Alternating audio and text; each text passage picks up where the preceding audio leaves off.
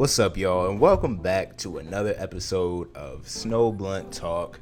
I know this is a format you're not used to seeing me in. I did this on some videos almost 2 years ago, and someone who was commenting on my channel back then said that, oh man, you should stick with this style. I didn't stick with this style because, to be honest, this shit's I'll be kind of lazy, like this shit, like I gotta put footage behind me and everything. But you know, the more I do videos inside and the more I have the opportunity to do that, I'm considering using this format. So let me know how you like the aesthetics and the vibes, because you know, over here at Snow Blunt Talk, you know, the vibes are paramount. So let me know how you feel about this format in the comment section below.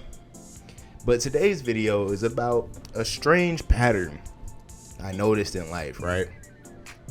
Why is it that all the vices you could have, all the things people do to escape or just to get a good feeling, why do they all eat at our body? Why do they all eat away at our life force, our energy, right?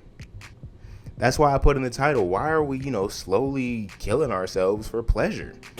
Think about it, all types of vices. If it's junk food, it's straightforward. If you smoke, whether it's weed, cigarettes, or crack, you're harming your body.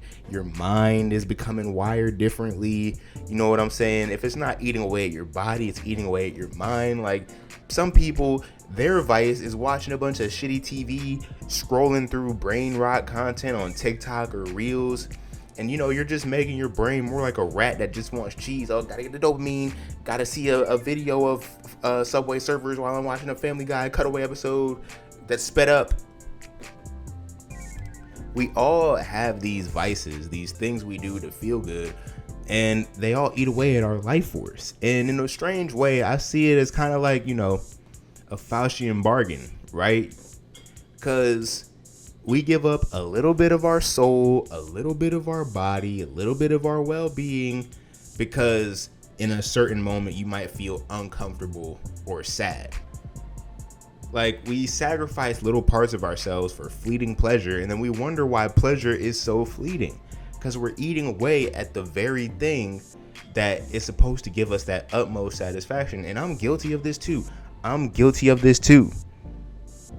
But I'm just saying, as human beings, we constantly do things against our body to feel better in our mind, which is it's just a strange dichotomy. And anything you do against your body is against God. I don't mean that in a damnation way. I just mean that like something to think about. Like any type of way you harm your body, whether it be with eating all the wrong foods, whether it be from smoking crack, whether it be from getting your bones broken, whatever stops energy from flowing in your body as efficiently as it would, is against that living spirit inside of you, which is God. That living spirit that wants to be as expressed as efficiently and fluidly as possible. Take it from my man Andre 3000. No drugs or alcohol so I can get the signal clear as day. The truth of the matter is, all the things you need to do to get the signal clear as day, and all the things you need to stay away from, a lot of us are kind of like middling around each list. Some of us are doing all the things we're not supposed to do. Some of us are doing all the things we are supposed to do and trying to avoid everything we're not supposed to do. And some of us are just trying to strike a balance, which is kind of what I wanted to talk about. Because on a grander scale, right? Now, these self-improvement YouTubers, they'll say something like what I just said. People give up a little bit of their life force energy to have that quick hit of dopamine, and they'll paint it as this unrepentant evil. You need to avoid getting dopamine at all costs. You need to avoid doing these things. You need to go on monk mode. Well, in life, not everything's black and white, right? There's always going to be nuance.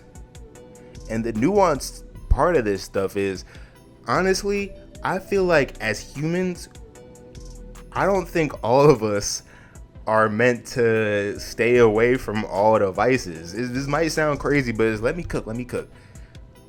I don't think all of us are meant to stay away from our vices. I mean, it's arguably the most human trait to give in to that type of thing. Because think about it, when you're a baby, before you even know what you're thinking or who you are, have like an idea of who you are, already your parents probably like made you act better by giving you a little sweet, giving you a little candy.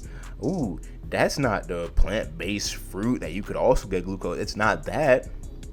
But even since like a child, we're already programmed with these, dopamine inducing things. Bro, I was eating chicken nuggets from McDonald's as a baby, bro. Chicken nuggets from McDonald's. Whether or not that's really appropriate for human consumption is up for grabs. But my parents knew at that point that they could persuade me with that. And that was before I even had consciousness. So for everybody who thinks that, you're completely innocent and conscious as a child, you have a lot more access to that part of yourself, but already the human material part of you is kicked in, and you naturally can't say no to something that's gonna give you a lot of dopamine, something that's gonna feel good, right? The first story in the Bible, God said you could eat from every tree except this one, then you're gonna have this knowledge, and I don't want you to have. What's the immediate thing Adam and Eve do? They go straight to that tree. You have the drunken monkey theory, where you basically think that humans evolved this capacity for a literal toxin just by years of certain species, more like generations of certain species being able to tolerate it. And why do we tolerate it? Makes you feel good, numbs you out. The desire to get in an altered state of consciousness is honestly as human as the desire I just mentioned to do what they go hand in hand. When people tell you, oh, don't do this, it'll be too much, you want to do that thing. And when something can take you away from the mind you're always in, because let's keep it a band, you guys. That's why people really eat away at their life force, their mind, their whatever, to escape. Because at a certain point, we all have those feelings of boredom. We all might feel depressed. You might feel like shit's going nowhere for you. You might feel like you don't know what to do. You just feel malaise. It's a very, very common feeling. One of the most common feelings on earth, I'd say. Instead of strengthening your soul by withstanding the discomfort, which is a very noble practice. It's not for the weak-hearted to raw dog life, as the kids say, just take life by the reins, stare at it straight and be like, yo, I'm not under the influence of nothing. I'm just going straight at it. It's a very noble thing to do. But the fact of the matter is, not many people are doing that unless they literally can't afford. Even if you can't afford shit, tell me why it's always a motherfucker that can't afford shit got a cardboard box outside with a damn cup for change. I'm not making fun of the situation. I'm just saying, you always see that. And what else do you see? Niggas smoking cigarettes. Even at our lowest as human beings, some people still won't go into that, deep self-reflection. And honestly, it's more human I'm not saying it's more good. It's not. But, well, that's debatable. I'll get on that later. It's more human to give in to these vices whenever you can, instead of doing the godly or more divine action of truly sitting and nesting inside of your uncomfort to grow from it. A lot of us, we either don't want to sit with our discomfort, we get used to it, we get bored, we get a taste of something else, we want that. And it's funny because all the things that give us dopamine, nature has given us a natural way to access that dopamine. You take candy and sweets, for example. You have fruits with glucose, beautiful, lovely, symmetrical fruits that nourish you, that take care of you, that grow from the ground. You're not killing nothing. You take a seed out of that, plant it again, it regenerates. That's the real way you feed thousands with what? 2 pieces of fish and 5 loaves of bread. It ain't even about fish or bread. It's about the food that grows from the land, and you could replant it over and over again. But we've fallen so far as humanity. If you grew up and you found out that beer took care of your emotions that you didn't want to feel, that's your apple. your forbidden fruit.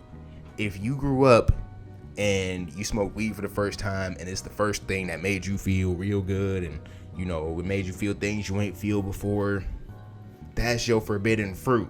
And people's biggest forbidden fruit be sex. It's anything that could take you outside of yourself to this land of pleasure you just can't access from your mind. Your sober, straightforward mind takes a lot of curation to be able to access those levels of joy from alcohol, drug use, sex. And that's why people get into such deep holes with these things, because they try so hard to, you know, be somebody without those things. But I bet even the most reformed addict can admit that whatever high they've gotten to on their own, you know, however wholesome it was, whatever high they were addicted to, that shit probably kicks the natural high's ass. Life without suffering is not life. I literally realized today, life is suffering. You're born, when you're being born, your mother is having one of the most painful experiences she'll ever have. And you'll probably die old and in pain too. Or you'll die from the pain of a stab wound or a bullet wound or whatever. Life itself is as invested in pain as pain is in life. I feel like one of the goals of this lifetime is to be able to be an alchemist and use that pain that you're constantly being fed, that pain that you're so uncomfortable with, that pain that you use all these vices to run away from. I think people should start using that to motivate you, right? The pain makes you want to retreat and consume. Nah, bro, create. That's what it's all about. Even if you're still consuming things you shouldn't consume. Certain pieces of media you shouldn't consume. Certain substances you shouldn't consume. Foods you shouldn't consume. At least try to balance it out with creation. Because like I was saying with the whole good and bad thing, in a whole universal sense, like, let's stop pretending that everything gotta be good or it's bad. Like, in a world, y'all realize, in a world where everything is good, nothing is good anymore, right? What is good? If everything ascends to whatever your personal definition of good is, nothing can be good anymore because you don't have anything to contrast it with. The people that can overcome their vices and use as much of their life force as they can, the way I see it, bro, at this point, those are the people that were meant to do that. They were just built like that. Maybe you can't get over your vices as well, but maybe you weren't meant to. Maybe you, without your vices, maybe you'll turn into like a Hitler ass motherfucker and you'll be trying to kill people, right? I'm saying that I'm disagreeing with most of the self-improvement YouTubers, because most of them are going to sell you this fantasy of not having any vices and not chasing any dopamine. Honestly, the chase of dopamine makes us just as much of who we are as the attempts to avoid the dopamine. I'm starting to see the totality of all things. Even when people think one thing is good, one thing is bad, y'all gotta step back and realize that there is a divine orchestration to everything that we do not see, we do not know. We need to stop looking at bad things as these, deplorable things. Oh, you're too lazy to work out? That's deplorable. Nah, bro. One man's laziness highlights another man's tenacity. If one person is ignorant, then the necessity and the appreciation and the presence of the smart person is all the way that much more important. See, one thing that'll give you a lot of peace in life is looking at the totality of things, right? Looking at the yin inside the yang and the yang inside the yin, and realizing that all of it is constantly in balance. I personally believe in the theory that, in this world, there's energy being converted into this, converted into that, this, that, and third, up and down, and it's all maintaining a very gentle homeostasis. No matter how much we try and say the world is fucked up, I think the amount of negative energies and the amount of positive energies always have to remain at a certain equilibrium, because that's all this world is. It's very, very cyclical. And if things get really good, shit, it's more than likely at some point things gonna get really bad. And vice versa. So to end this talk about vices, look, if something's harming your ability to be your best self and live in your life force, and you truly honestly want to live more in your life force and make the conscious effort to do that, congratulations. You were meant to feel like that. And if you feel it deep in your soul, you meditate on it, you pray on it, and you feel like you want to give these things up, give them up and become the person you're meant to be right now for the divine, because the world's a stage and you got to play your part. Word to Andre 3000 this whole video, man. And if you don't want to give up your vices, I'm not going to tell you you have to do it. I can't make you do something you don't want to do. Hey, maybe you were just meant to not give that shit up. Maybe that's the role you play. And don't be sad, because every role is important somehow. Whoever you are, whatever you're doing, the role you're playing in the whole divine orchestration is of paramount importance, and the whole world depends on you being who you are. Yes, you, yes, me, yes, all of us. This gentle homeostasis depends on all of us being exactly who we are. So go ahead. Eat at your life force, add to your life force. Whatever you do was meant for you.